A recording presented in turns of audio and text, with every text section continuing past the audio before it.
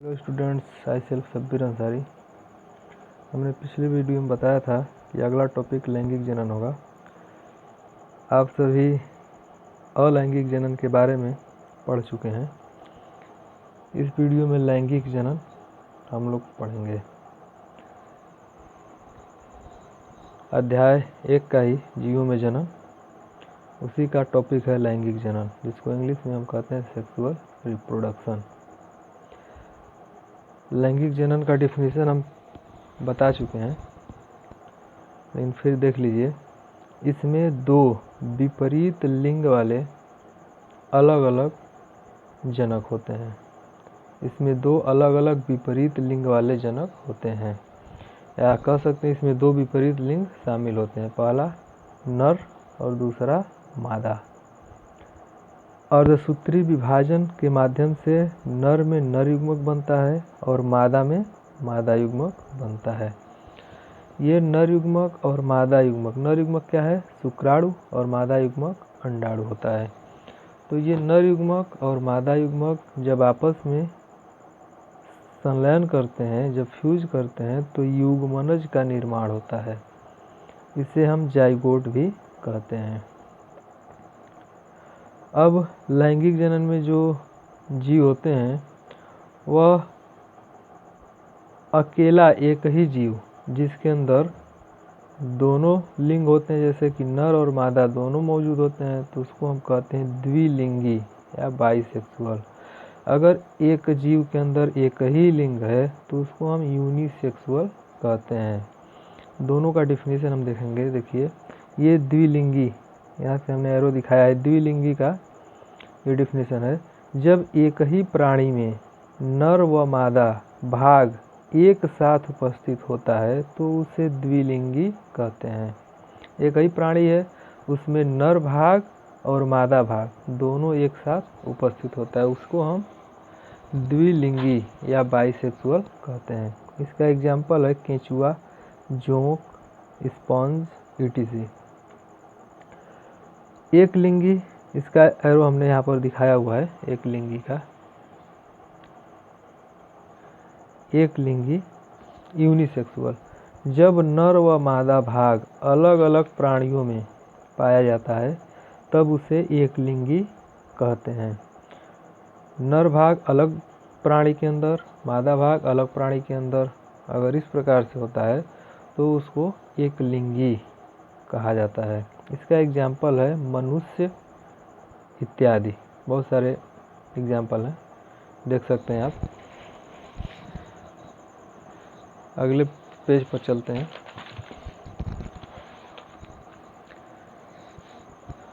चलिए अब देखते हैं ये जो लैंगिक जनन होता है, लैंगिक जनन में कौन कौन सी घटनाएं होती हैं।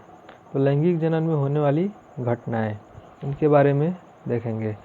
तो इसमें मुख्य रूप से 3 घटनाएं होती हैं। पहला निषेचन पूर्व घटना, दूसरा निषेचन, तीसरा निषेचन पश्च घटना। ये निषेचन पश्च घटना, यानी कि निषेचन के बारे में आप लोग जानते ही हैं कि नर युग्मक और मादा युग्मक जब आपस में फ्यूज करते हैं तो उस प्रक्रिया को ही निषेचन कहा जाता है। तो नर युग्मक और मादा युग्मक के आपस में फ्यूज होने से, यानी कि जाइगोट के निर्माण से पहले की कौन कौन सी घटनाएं हैं, तो उसको हम निषेचन पूर्व घटना कहेंगे। इसके अंतर्गत निषेचन से पूर्व 2 प्रमुख घटनाएं होती हैं। निषेचन के पहले, यानी नर युग्मक और मादा युग्मक के आपस में संलयित होने से पहले की जो घटना है, यह 2 प्रकार की प्रमुख घटनाएं होती हैं। पहला युग्मक जनन, युग्मक का निर्माण होना, जिसको हम कहते हैं गैमेटोजेनेसिस, युग्मक का निर्माण, उसी को युग्मक जनन कहते हैं। मतलब कि एक नर युग्मक और एक मादा युग्मक, मान लीजिए ये नर युग्मक, सपोज ये शुक्राणु है, मादा युग्मक अंडाणु है, तो ये नर युग्मक और मादा युग्मक का पहले निर्माण होगा, तो निर्माण की जो प्रक्रिया है उसी को युग्मक जनन कहा जाता है। दूसरा पॉइंट है युग्मक स्थानांतरण। अब चूंकि अगर एक लिंगी प्राणी है तो उसमें जो ये युग्मक का निर्माण हो रहा है, यानी कि नर युग्मक का और मादा युग्मक का निर्माण हो रहा है, तो इसका स्थानांतरण किया जाएगा, तभी तो ये एक दूसरे से आपस में आकर के मिलेंगे। तो इसके स्थानांतरण की एक घटना होती है जिसको हम कहते हैं युग्मक स्थानांतरण। अगर द्विलिंगी प्राणी है तो उसमें भी युग्मकों का स्थानांतरण होना आवश्यक है। जब तक युग्मक का स्थानांतरण नहीं होगा तब तक निषेचन की प्रक्रिया नहीं होगी। तो एक लिंगी है तब भी युग्मक का स्थानांतरण होना है। अगर द्विलिंगी प्राणी है तो भी ऐसा नहीं है कि द्विलिंगी प्राणी है तो उसके अंदर नर और मादा दोनों भाग पाए जा रहे हैं, दोनों आपस में फ्यूज कर जाएंगे, ऐसा नहीं होता है।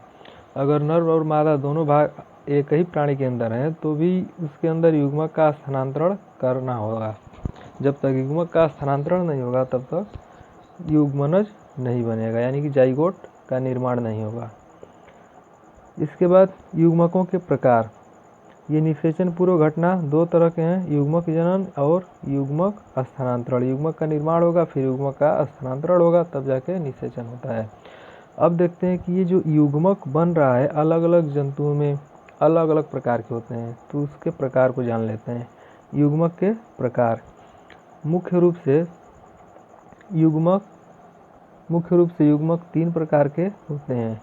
पहला समयुग्मकी आइसोगैमस, दूसरा असमयुग्मकी एनआइसोगैमस, तीसरा विषमयुग्मकी ऊगैमस। ये 3 तरह के युग्मक होते हैं, अलग अलग जीवों में होते हैं।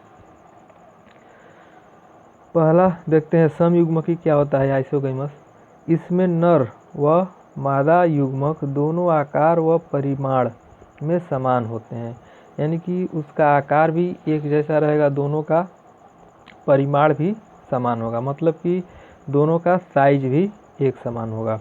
तो यहाँ पर आप देख रहे हैं ये नर युग्मक और ये मादा युग्मक, दोनों का आकार जिस आकार में ये है उसी आकार में ये भी है।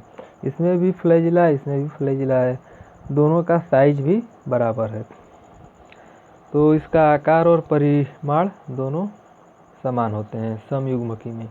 अब ये नर युग्मक मादा युग्मक स्थानांतरित होकर के एक दूसरे से फ्यूज करते हैं तो युग्मनज का निर्माण हो जाता है, युग्मनज का निर्माण होता है। अब ये देखिए कशाभिकीय भी हो सकते हैं और अकशाभिकीय, मतलब ये फ्लैजिला भी हो सकता है और बिना फ्लैजिला वाले भी हो सकते हैं। अलग अलग जीवों में प्राणियों में किसी में फ्लैजिला वाले युग्मक होंगे, किसी में बिना फ्लैजिला वाले होंगे। तो दोनों का यहाँ पर एग्जाम्पल देख लीजिए। कशाभिकीय है मतलब कि जिसमें फ्लैजिला है, उसका एग्जाम्पल क्लेमाइडोमोनास और यूलोथ्रिक्स।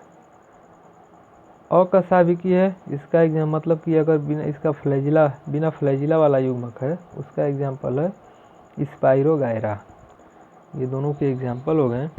अगला पॉइंट है असम युग्मकी, अगले पेज पर।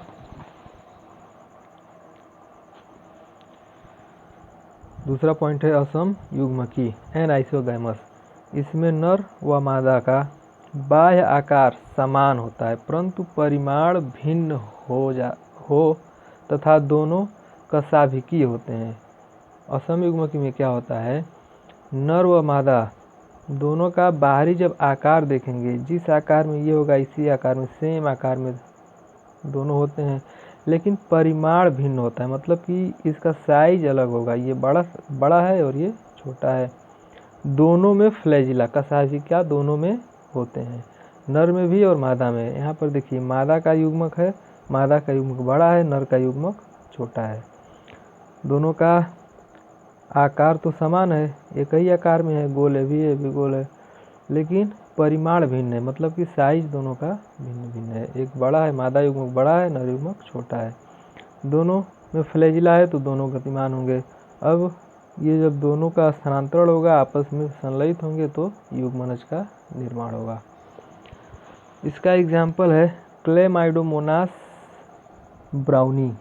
ये अलग है, यहाँ पर भी पिछले समयुग्मकी में भी आपने देखा क्लेमाइडोमोनास का समयुग्मकी में भी एग्जाम्पल है, लेकिन यहाँ पर जो क्लेमाइडोमोनास है इसकी प्रजाति अलग है, ये क्लेमाइडोमोनास ब्राउनी है। तीसरा पॉइंट है विषम युग्मकी ऊगैमस। इसमें नर व मादा युग्मक दोनों भिन्न होते हैं, एक दूसरे से बिल्कुल भिन्न होते हैं, आकार, आकृति, उसका परिमाण सब कुछ भिन्न होगा। देखिए यहाँ पर मादा युग्मक है, गोल अंडाकार है बिल्कुल, इसको अंड कोशिका भी कहते हैं। यहाँ नर युग्मक है जिसको हम शुक्राणु कहते हैं, इसमें देखिए फ्लैजिला भी है, इसका टेल है, ये आकार, आकृति, बनावट सब कुछ बिल्कुल भिन्न है। इसका एग्जाम्पल है कारा और दूसरा एग्जाम्पल है ऊडोगोनियम। ये दो अलग अलग एग्जाम्पल हैं। ये दोनों विषम युग्मकी के एग्जाम्पल हैं। इस वीडियो में इतना ही। इसके बाद हम लोग का अगला टॉपिक होगा निषेचन। ये निषेचन पूर्व घटना आपने देख लिया, दो तरह से युग्मक जनन और युग्मक स्थानांतरण। अब युग्मक के प्रकार भी आपने देख लिया। अगला पॉइंट होगा हम लोग का निषेचन। इसी टॉपिक पे अगले वीडियो में बात होगी। Thank you.